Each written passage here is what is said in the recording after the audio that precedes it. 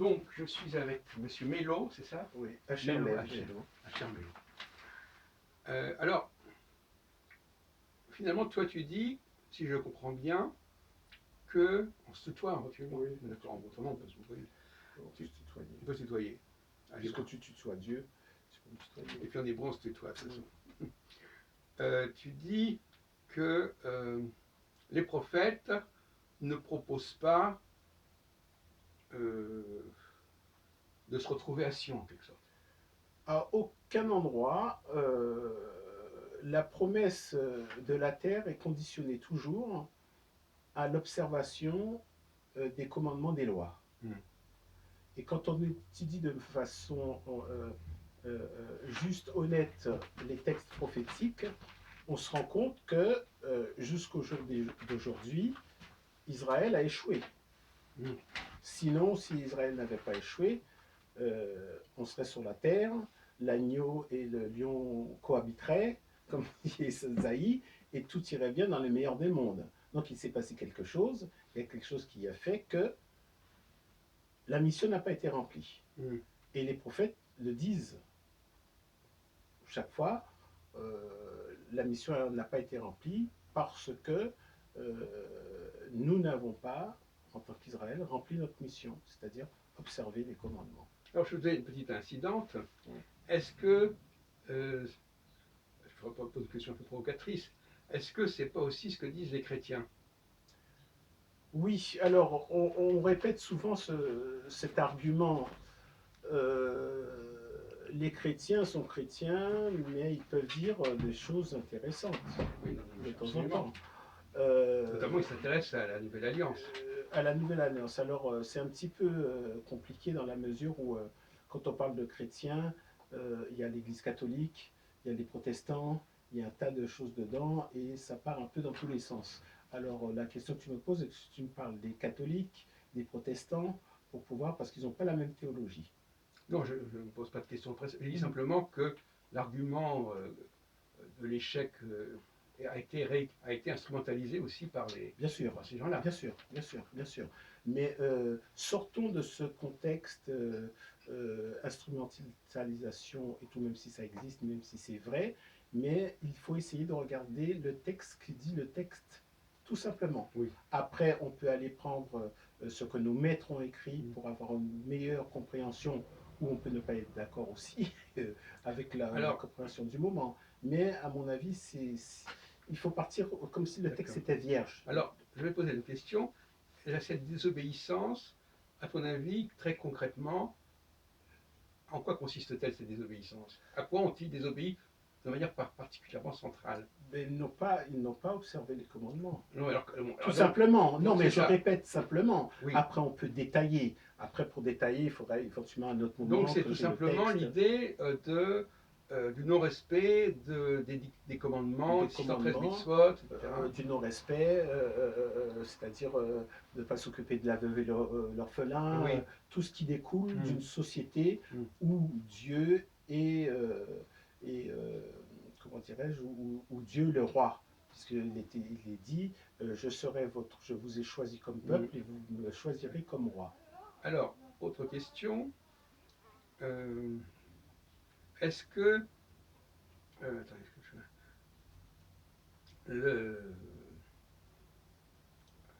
quelle est la relation, quelle est la nature de l'alliance entre ce peuple et ce Dieu? C'est-à-dire, est-ce que c'est uniquement réservé aux Juifs, ces lois? Au départ, cette alliance, elle est stricto sensus réservée aux Juifs. C'est une alliance, je t'aime d'un amour éternel. Et les commandements aussi. Aux Juifs. Et les commandements aussi. Donc, dans l'exemple que tu as donné, on voit bien qu'il y a des gens qui ne sont pas juifs qui les observent. Oui, bon alors le veuve et l'orphelin, c'est pas oui, on est tout à fait d'accord, mais ça découle quand même du judaïsme, de l'essence même du judaïsme. Oui. Après, ce sont les chrétiens ou les autres qui se sont appropriés les commandements, en principe les 10 commandements. Alors, autre question. Oui. Avant d'avoir reçu les 10 commandements, quelle était la religion de ce peuple? Il n'y avait pas de religion. Donc, il n'y avait pas de religion. Les textes nous Donc, montrent que c'était des gens qui adoraient plusieurs dieux. voilà, c'est ça. Abraham, Donc, c'était des gens, son père était justement oui. fabricant, c'était des gens qui adoraient plusieurs dieux, mais n'adoraient pas le Dieu de la création, le Dieu unique. Alors, il y a un moment donné où il y a une rencontre qui s'est faite entre ce Dieu et ce peuple. Oui, cette rencontre, bien sûr qu'il y a une rencontre. C'est le buisson ardent, je ne sais pas, c'est même avec Abraham, enfin je ne sais pas. Non, cette rencontre, elle commence déjà avec nos premiers parents, Adam et Ève. Ah oui, d'accord, oui. Ça commence dans le Gan Eden, parce que le départ de tout cela, c'est ça. Donc Adam et Ève, ils sont déjà. Alors c'est l'homme ou ce sont les Juifs déjà, Adam? Non, ça c'est l'homme. Ah, Adama, oui. Terre, c'est l'homme, c'est l'humanité dans son ancien. Bien sûr, oui. bien sûr. C'est l'humanité tout entière. Là, il n'y a pas de Juifs, il n'y a pas d'Arabes, il n'y a pas de chrétiens, pas d'Arabes, pas de musulmans, il n'y a pas de. C'est Adam en tant qu'humanité. Et alors, qu'est-ce qui se passe pour que ça, tout d'un coup, ça se focalise sur spécialement alors, je dirais que Hachem, Dieu cherche un peuple. Il a toujours cherché un peuple. Et Adam, quand il a été créé, le texte nous dit qu'il a été créé parfait. Tov, Tov Meod. Tout était Tov, Tov, et à la fin, ça termine par Meod était très très bon. D'accord. Donc à partir de ce moment-là, on peut penser que les lois, puisque c'est ce que cherche à faire Hachem, étaient inscrites dans le cœur, parce que c'est ce qu'il veut. Oui. Que ces lois soient inscrites dans le cœur et non sur des pierres. Mais ça, je mettrai un cœur de chair. C'est ce qui est dit par la suite. Oui, je mettrai un cœur. Oui, mais je pense que tout était inscrit déjà dans Adam. Tout était inscrit dans Adam, puisque la vie n'a pas commencé, la vie avec Dieu n'a pas commencé avec la création de la terre. Dieu il est dans une sphère, de tout le monde. Oui. Après, il se passe qu'il a créé l'homme.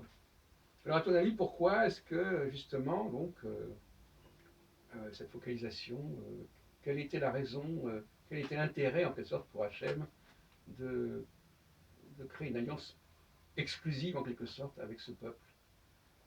Ça a commencé avec Abraham, parce qu'il voulait que ce peuple... Il avait besoin de trouver un relais. De trouver un relais pour expliquer qu'il n'y avait qu'un Dieu, puisque on voit que le combat, alors c'est contre le bien et le mal. Alors nous, on va dire c'est le Yetzer Hara contre le Yetzer Tov, mais on remarquera toujours qu'il y a un combat, on va simplifier, entre le bien et le mal. Oui. C'est-à-dire qu'il y a un Dieu bon, et je ne dirais pas qu'il y a un autre Dieu, parce que ça n'existe pas dans la Bible, je ne vois pas d'autre Dieu, mais il y a quelque chose qui s'est passé, et d'ailleurs le prophète Ésaïe le dit, dans Ésaïe 6, je crois, il y a quelque chose qui s'est passé dans le ciel à un moment donné. Lucifer, cet ange qui tombe du ciel, il y a quelque chose qui se passe. Dans le gouvernement de Dieu, il y a quelque chose qui s'est passé. Ce qui fait qu'il y a une rébellion. C'est ce que je comprends à travers les textes d'Ésaïe. Alors, ce que j'essaie de comprendre, donc tu dis, enfin, quelque part, il y avait d'autres dieux, si on veut. C'est peut-être là des vrais dieux, mais enfin, oui. Il y avait d'autres cultes. Il y avait d'autres cultes. Donc, d'ailleurs, je crois qu'à un moment donné, dans le schéma Israël, on dira, tu n'adoreras pas d'autres dieux que moi. Donc, ça veut dire qu'ils existent. Bien sûr. Du moins, ils ont une certaine. Alors, est-ce que ce Dieu, la question que je pose, mon cher Mélo, c'est est-ce que ce Dieu, en quoi ce Dieu est-il différent des dieux qui sont adorés par les autres peuples, en quelque sorte, et qui étaient adorés par les Hébreux eux-mêmes, en quelque sorte? Non, parce que ces dieux-là, ce sont des pures inventions humaines. Non, mais ils ne sont pas de même nature, disons. Ils ne sont pas la même stature. Non seulement, mais c'est pure invention de l'homme. Si Dieu fait une apparition dans l'histoire de l'homme et cherche un peuple, Israël, c'est bien pour... Et Israël qui veut dire prince de Dieu ou vainqueur de Dieu, c'est bien pour, justement, que son nom soit connu sur toute la terre. C'est bien pour cela qu'il cherche un peuple qui soit particulier et qui soit à part des autres, justement. Alors, il est à part ou c'est lui qui le met à part? Il est déjà à part en lui-même? Non, c'est Hachem qui met à part ce peuple. Qui le met, on appelle ça la sainteté, c'est mettre à part. Kadosh. Tout simplement, un peuple Kadosh, c'est mettre à part. Pour une mission particulière. C'est pas se mettre à part pour dire nous sommes les plus beaux, ou rester entre nous, ou... non, c'est parce qu'il y a une mission, comme le dira plus tard le prophète Ésaïe, pour être un peuple pour les nations. Alors donc, je te demande cette mission, en quelques mots, qu'est-ce que ce serait? Cette mission, c'est Donc il y a la condition où c'est l'obéissance. c'est C'est la mission. l'obéissance. Est-ce que la mission c'est l'obéissance ou est-ce que l'obéissance prépare à la mission? L'obéissance va préparer à la mission. Sans obéissance, il ne peut pas y avoir de mission. Et la mission, ce serait quoi? La mission, c'est d'être un prêtre pour tous les peuples de la terre. Et ça veut dire quoi être un prêtre? Un prêtre, c'est faire connaître le nom de Dieu à tout le vrai Dieu. Parce que Oui. c'est ça l'enjeu. C'est ça. C'est ça l'enjeu. Le vrai Dieu Oui. à toutes les Et peuples de la terre. excuse-moi d'insister, Oui. mais le vrai Dieu. Alors, le faire connaître, ça veut dire quoi le faire connaître? Parce que bon, on ne va pas faire des miracles à tous les moments, à tout instant. Je ne vais pas parler de miracle. Non, mais je veux dire, le faire connaître, qu'est-ce que ça veut dire faire connaître au peuple? Qu'est-ce que ça veut dire? Comment tu imagines cette notion de propagande ou de... Connaître dans le terme hébreu, c'est yada. Oui, mais enfin, yada. D'accord. Donc, connaître Dieu, c'est avoir une intimité, être proche. Dans tous les dieux antiques qu'on a vus, c'était des dieux qui étaient éloignés, c'était des dieux qu'on imaginait, mais il n'y avait jamais ce Dieu proche, ce Dieu qui intervient dans Donc il aurait une sorte de mission de conversion, les Hébreux auraient une sorte de mission de conversion de l'humanité? Non, mais je pose la question comme ça. Moi, pour l'instant, je ne cherche pas du tout à m'exprimer. Moi, je dirais pourquoi pas.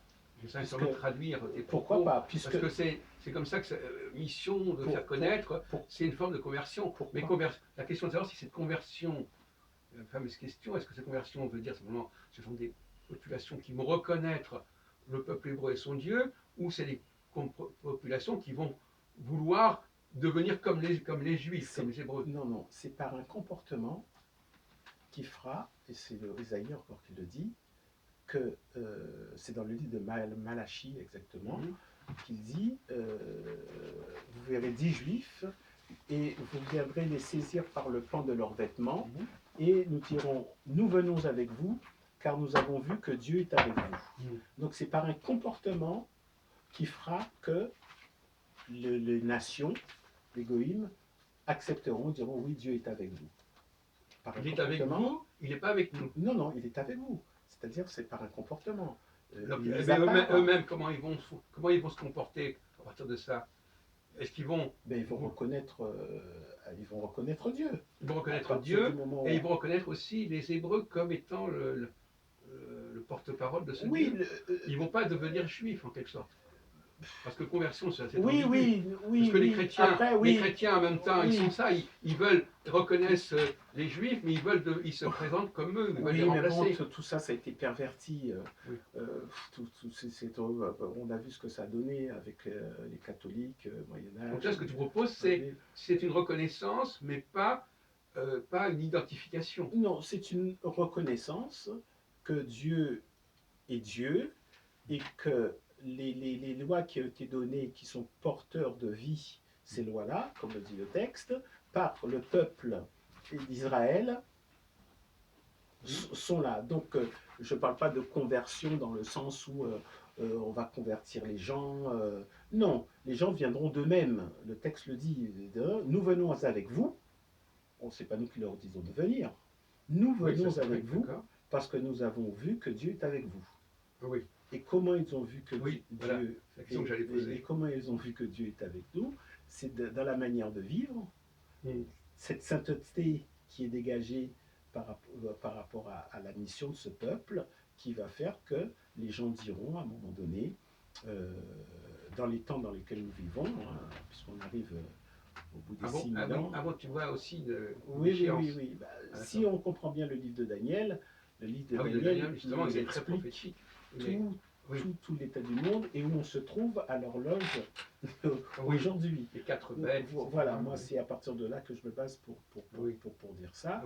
Et je sais qu'on est dans ce temps-là. Après, toutes les nations, on voit qu'il y a une espèce de... Là, tu es d'accord avec Rothenberg, lui aussi, il voit une échéance. Oui, bien sûr. Manitou, etc. Bien sûr. À partir de... On voit toutes les exemples. Mais comment ça se fait? C'est là où je ne suis pas d'accord. Bien sûr. Moi, quand je me dis que lui, il voit... Donc finalement, revenons sur un point qui avait été débattu pendant ce week-end, savoir, est-ce que le fait de... J'en ai parlé tout à l'heure, mais on va y revenir. Est-ce que le fait de se retrouver en cette terre est un élément déterminant? Est-ce que c'est une mitzvah fondamentale, une condition fondamentale? Moi, à travers les textes, je ne vois pas ça du tout comme une condition. Mm. Et si Hachem lui-même a jugé que par désobéissance, il a éclaté ce peuple pour qu'il soit Oui, disséminé oui. à travers le monde, Mm. excuse-moi, je peux te rappeler? Je peux te rappeler? Ah, ok. Euh, Donc s'il a effectivement laissé les choses, disséminé en temps, oui, moi je vous dis souvent, les éclats, oui, Gamzuletova, Mm. c'est-à-dire que d'un tant malin mieux. peut sortir un bien. Mm. Et c'est pas pour rien que on peut aller partout dans le monde, il y a des Mm. juifs. Mm. Il y en a peut-être un là, partout, partout, partout. Donc c'est Parce pas qu'ils sont une... porteurs Oui. de quelque chose. Ils sont plus porteurs dans la diaspora qu'en Israël, à la limite. Bien sûr, Donc, bien c'est- sûr. Moi, c'est ce En que je Israël, comprends. ils rayonnent moins, ils sont moins présents. Mais non, dans mais les est-ce que organisations. Israël, Hachem n'a jamais voulu que son peuple ressemble aux autres peuples? Voilà, on en avait parlé la dernière fois. Actuellement, Oui. Israël se comporte exactement comme tous les peuples, Comme les États. comme les États. Donc, et rappelons-nous la naissance du peuple d'Israël, comment c'est venu. Et ni Ésaïe, quels que soient les prophètes, ne disent que ça sera par la main de l'homme. Non, c'est Dieu lui-même qui prendra en charge les choses. Mais si on se resitue dans le contexte historique de l'époque des prophètes, Oui, c'est quand même le moment où il y a Babylone, hein, oui, ils ont été déportés, et il est question de les ramener. oui. Donc quelque part, on est quand même en train de les ramener vers cette terre. D'accord là-dessus. Non, mais ça a été déjà accompli, ça. Euh, Retour de la terre de Babylone. Là, on est en train de faire une traduction d'un texte prophétique qui a déjà été réalisé. Ils Quand sont ils sont revenus. venus de Mais Babylone. oui, mais c'est un peu ce qui était, c'est un peu dans ce contexte-là que toute la discussion, tous les propos des prophètes sont Oui, tout à fait. situés. Mais après, il va falloir situer à quel moment ça a eu lieu ou ça n'a pas eu lieu. Bon, Et c'est alors, ce que sert voilà. le livre de Daniel pour D'accord. comprendre un petit peu où on en est. Et Ésaïe aussi nous donne. Mm. Avant Ésaïe l'a fini tristement, massacré, et je reste poli, par son peuple. Mm. Tous les prophètes, ils ont eu, c'est quand même curieux, il faut qu'on se pose des questions, Mm. ils ont eu quand même des fins terribles, Mm. parce que le peuple ne voulait pas aller dans le sens de Dieu. Donc, il faut prendre ces textes avec Bon. précaution.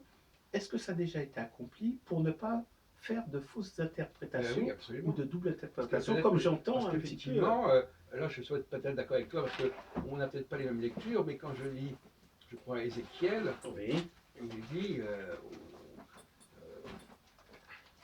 il dit que tous ne reviendront pas, Oui. tous ne reviendront pas. oui. Ceux qui n'ont pas obéi resteront Et en Jacques, exil. non, mais tu dis quelque chose de très intéressant, parce que Ézéchiel le dit, mais Ésaïe le dit, tous les prophètes le disent, c'est toujours un petit reste, Oui, voilà. un réchappé. Mm. Alors on pense que toujours la globalité d'Israël se bat. Non, non, non, non. Il n'y a aucun texte qui dit que tout Israël sera sauvé. Oui, mais C'est alors toujours- paradoxalement, c'est ceux qui seront sauvés, ce sont ceux qui quitteront, qui ne resteront pas à Babylone. Oui, non, mais Non, ça. je veux dire qu'il y a deux populations. Oui, Il y a oui. il y a ceux qui pourront revenir et ceux qui ne reviendront pas. Alors quels sont ceux qui seront sauvés? Ceux qui reviendront ou ceux qui resteront? Normalement, a priori, ce sont ceux qui partiront, ce seront ceux qui seront les plus méritoires. Oui, ceux qui partiront. Et partiront où? Normalement, d'après ce que je lis, moi je n'ai pas aucune position Oui, à ce niveau-là. À part, on a l'impression de comprendre qu'ils vont pouvoir revenir dans cette terre dont ils ont été exilés.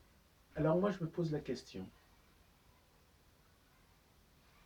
Est-ce qu'il s'agit vraiment, est-ce que Dieu, à ce point-là, fait une terre dans ce monde physique, Israël, pour nous? Est-ce que c'est pas quelque chose que lui-même... Ça, c'est toute la question. Oui. D'ailleurs, Et une question justement que je peux te poser, c'est qu'il semble, pourquoi est-ce que l'Éternel, comme on l'appellera, Mhm. Est-ce que, parce qu'on dit par exemple, si on prend le cas d'Abraham, on laisse entendre en lisant la Genèse que Abraham va vers une terre que lui a désignée, destinée Hachem. Oui, C'est ça qu'on croit Oui. comprendre. oui. Et pourquoi est-ce que Hachem aurait choisi cette terre? cette malheureuse terre là, hein, ce lopin de terre, qu'est-ce que ça peut faire à pourquoi est-ce que tu as réfléchi sur l'idée, pourquoi cette terre a-t-elle une telle importance? Je n'ai pas réfléchi, mais c'est une vraie question. Parce que la question de savoir Oui. si cette terre est importante pour Dieu, Oui. ou est-ce qu'elle est importante pour le peuple? C'est une très bonne question. Il faudrait y Parce réfléchir. que la thèse qu'on peut développer, Mhm. c'est que quand Hachem est venu vers ce peuple était dans cette terre-là, c'était sa terre, et il y est attaché parce que c'était sa terre. Ce n'est pas parce que Dieu y accordé une telle grande importance. Mais à ce moment-là, le récit d'Abraham, il faut le remettre en question. Non, Parce qu'à ce Abraham, moment-là, Abraham, on laisse entendre qu'il est allé vers cette terre parce que Dieu la lui avait non, mais c'est ce que dit attribué. le texte. Oui, Abraham, c'était un païen. Abraham, c'était quelqu'un qui ne connaissait pas Dieu. oui. Mais C'est pourquoi de l'a-t-on son envoyé vrai- vers cette terre de Ben, Canaan? justement, on l'a envoyé vers cette terre. Donc, Quitte ton pays, quitte tout ce que oui. tu as, quitte tout. D'accord, mais tout. pourquoi cette terre en particulier? Ah, ça, je n'ai pas. Est-ce que c'était important pour Hachem cette terre, est-ce que c'était lui qui avait pensé, décidé que ce serait cette terre-là, cette terre promise? Je vais réfléchir à cette question parce qu'il faut y répondre et c'est une très bonne question. Mais Alors, moi, avant qu'est-ce tout. que tu voulais nous Non, présenter? moi je voulais simplement te dire trois choses. Parce que quand on étudie les livres prophétiques et le livre d'Ésaïe en particulier, Oui. bien souvent, et je vais faire le rapprochement avec la terre d'Israël et reste Israël aujourd'hui, bien souvent, le danger, quand on lit tous les textes prophéties, le danger extérieur, bien insurmontable, parce que tout ce qu'on a vu, tous les épisodes qui sont arrivés en apparence, n'était rien comparé au danger intérieur. D'accord. Donc je veux dire par là, qu'est-ce qui guette Israël, qu'est-ce qui guette notre peuple aujourd'hui? C'est pas tellement le danger externe, et comme on s'agite, à tout, mais c'est toujours, ça part de l'intérieur. D'accord. Parce que la condition, c'est toujours, est-ce que Israël obéit ou pas à Dieu? C'est pas pour ça que le texte dit, ce peuple au cou raide. Alors il y a quand même un paradoxe là, mon Oui. cher, parce que ces commandements dont tu parles, Oui, c'est des choses qui sont apprises, qui sont extérieures. oui, Et justement, dans Jérémie 31, oui. on nous dit, bon, ben maintenant, ce ne sont plus les commandements extérieurs qu'il va falloir suivre, c'est des commandements intérieurs. Et on ne peut pas dire que les mitzvot, on les retrouve à l'intérieur de soi-même. C'est parce que c'était gravé. C'était gravé. Ah oui, mais attends. Adam, moi je crois que Oui, tu as déjà la dit. loi du ciel, ça. la loi du ciel, ça je crois qu'il n'y a aucun être créé qui vit pour lui-même. Oui, À part, tu exhales le parfum d'une rose, la rose de Dawn.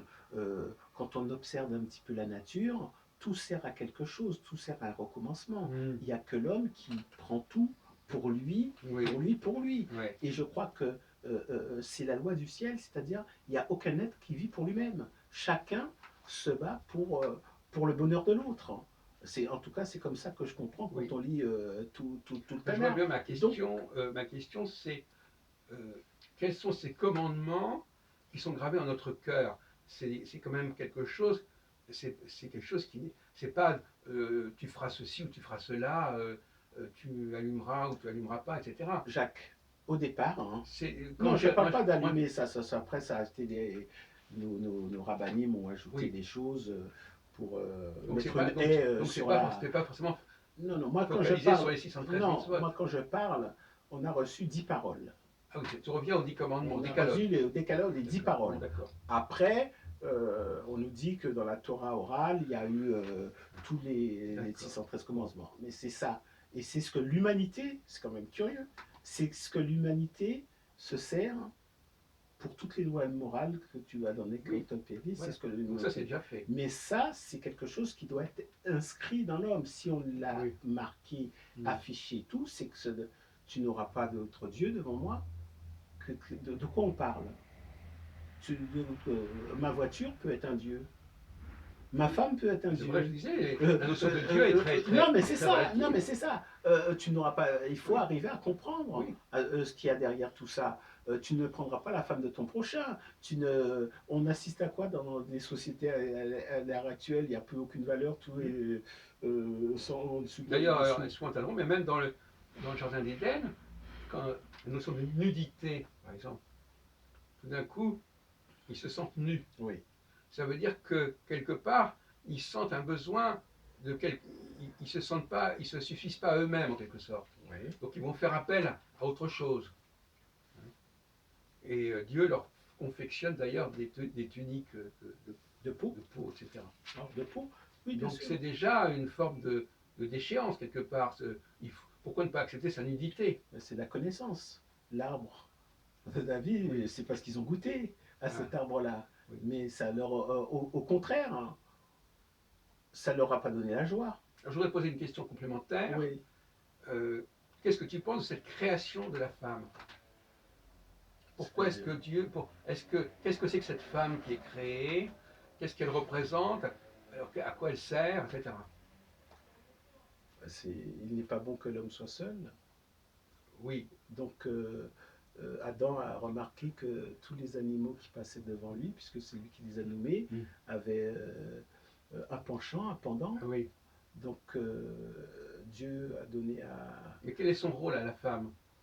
C'est une aide, elle est à Oui, c'est une côté, aide. Oui, elle est à côté oui, de l'homme. justement. Alors Oui. donc, est-ce que tu distingues clairement, est-ce que par exemple tu acceptes l'idée quand même qu'il y a une différence entre l'homme et la femme, ou pour toi c'est un problème qui est dépassé? Bien sûr qu'il y a une différence.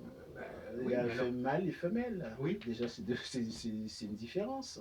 Mais oui, pour, je dirais, comme diraient certains de nos rabbinim, pour être un homme accompli, il faut être une femme. C'est-à-dire, c'est les deux. mm, C'est l'homme et la femme mm, qui forment un tout. C'est pour ça oui, l'homme qui trace son père et sa mère oui, et s'uniront pour former homme. L'homme, pour moi, c'est ça. On ne mm, peut pas les séparer. On bon, peut pas les séparer. Donc moi, il n'y a aucune différence. C'est-à-dire, comment dire ça chacun a une tâche bien précise, mm. mais on est tous à égalité. Alors je reviens sur ce que tu dis sur les commandements. Ce qui gêne un petit peu dans ce que tu dis, c'est que ces commandements, bon, c'est un peu comme l'histoire de la terre promise, si tu veux. C'est-à-dire que ça paraît un peu dérisoire. La terre, pourquoi cette terre-là? Et puis ces commandements, finalement, c'est des choses que tout le monde plus ou moins comprend. C'est pas si extraordinaire que ça. Non, les gens ne le comprennent pas. Le premier à ne pas l'avoir compris, c'est bien le peuple Israël. On a les récits là. C'est ça. Si c'était si simple que ça, Attendez, excuse-moi. Qu'est-ce que reproche Dieu à Israël? C'est pas de ne pas avoir respecté les commandements. Le seul commandement que Dieu reproche à Israël de ne pas avoir respecté, c'est le premier. Tu n'auras pas d'autre Dieu que moi. Les autres commandements, c'est des choses qui sont d'une très grande banalité. Tu n'auras pas d'autre Dieu que moi. Là, c'est le commandement de la désobéissance. Là, les Hébreux ont désobéi à ce commandement-là, pas aux autres. Ils n'ont pas tu ne voleras pas ton prochain. Bon, ça, c'est des choses de très grande banalité. pendant le temps, il faut qu'on se remette dans le contexte du prophète Ésaïe. Pendant ce temps-là, l'état spirituel de l'humanité était obscurci par une incompréhension totale à l'égard de Dieu. Oui. Donc c'est ça. On est toujours dans la même chose, c'est-à-dire une incompréhension de ce qu'est Dieu. Attends, mais ceux qui n'avaient pas reçu la révélation de Dieu, ils n'avaient même pas à comprendre ou à ne pas comprendre. Alors, je vais te dire. Qu'est-ce que c'était que Dieu pour attends, je comprends pas très bien. Non, parce que de tout temps, c'est aussi Ah. Isaïe qui dit Dieu a mis dans le. C'est le psalmiste. Ah, Dieu d'accord. a mis dans le cœur de l'homme Ah oui. la pensée de l'éternité. Hmm. Qu'on soit juif ou pas juif, l'être humain a toujours, et on le voit, Bon. regarde les pharaons, ils sont mis parce que Dieu a inscrit ça dans l'homme. Oui. Il n'y a aucun être humain aujourd'hui qui accepte l'idée de la mort. Oui. Parce que si Dieu a créé l'être humain pour mourir, ça pose un problème. Ça pose un vrai problème. C'est un sujet particulier. Non, ça pose un vrai problème. Oui, c'est pour ça que moi, j'ai jamais cru. C'est-à-dire que Dieu n'a pas créé un être humain, ou dit Tom et Hod, pour qu'il meure. Ah, d'accord. Donc, comme Dieu a mis dans le cœur de l'homme la pensée de l'éternité, l'homme a toujours besoin de croire. Donc ça ne concerne pas spécialement les juifs. Non, D'accord. non. Mais Abraham, il n'était pas juif. Oui. S'il est devenu. Oui, C'est oui. étonnant, mais il n'y avait pas dit. Abraham est devenu juif. Oui. Après, ce que ça veut dire être juif. Après, qu'est-ce que ça veut dire être juif? Qu'est-ce que ça veut dire être Israël? C'est pareil, Jacob est devenu Israël. Avant, c'était pas Israël, mais Jacob est devenu Israël. Donc, on constate par là qu'il y a un chemin. Il y a toujours un chemin à faire. Et que, quel que soit l'être humain, il pense qu'il est éternel. C'est pour cela qu'il n'y a aucun être humain qui accepte l'idée de mort. Et on voit dans toutes les civilisations, partout, c'est la même chose, cette incompréhension. Cela dit, ça n'est pas très clair dans l'Ancien Testament, l'idée de mort et de monde à venir, etc. Ah ben. Il y a le Olam Abba, mais enfin, je veux dire, Oui. c'est pas. Beaucoup de juifs ne. Je sais. Bon, il y a le Kaddish aussi qui en parle aussi. Oui. Non, mais ça, on a toujours cru, ça. C'est les pharisiens. On avait les pharisiens, les sadducéens, pharisiens qui ont toujours cru, sinon on est descendants des pharisiens à la résurrection, et les sadducéens qui, eux, croient pas à cela. Donc, les pharisiens ont toujours défendu cela. Donc, ça fait partie des messages à transmettre qu'il y a une vie après la mort, si on peut dire. Moi, j'y crois. Ce que je t'entends, c'est apparemment c'est un thème important pour toi. Bien sûr. Cette vie prépare à notre vie. C'est pour ça qu'on ne fait pas des coups d'essai. C'est sérieux. Cette vie prépare à la mort. Malheureusement, il y en a beaucoup qui croient à la réincarnation, un tas de choses qui sont venues brouiller les cartes. Alors, tu reparlais du contexte. Alors, tu dis, ce que tu étais en train de dire, c'est qu'à l'époque des prophètes, l'humanité n'était pas très évoluée. C'est ça que tu es en train de nous dire? Non, je dis que l'état spirituel de l'humanité était obscurci par son incompréhension à l'égard de Dieu. Qu'est-ce que Dieu? Et toute la question est souvent ça. Qu'est-ce que Dieu? Est-ce que c'est un père fouettard? Je schématise vulgairement. Est-ce que c'est il récompense c'est ça. Quel est le Dieu qu'on sert? Parce qu'on oublie qu'il est miséricordieux, long à la colère, long à la détente. Tu peux trouver ça dans Exode 19, 5, 8. Qu'est-ce qu'il dit? Ah oui, d'ailleurs, c'est à ce moment-là qu'il parle des comment. Oui, il dit, je suis un Dieu qui se souvient de ce qui a été fait en bien, en mal, etc. Bon, c'est un peu digne de recette. Oui.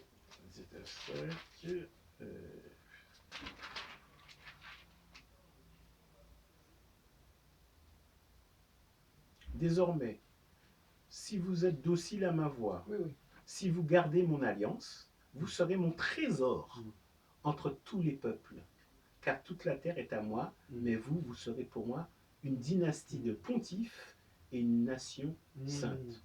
C'est clair? Oui. Oui. Mais en même temps, il faudrait.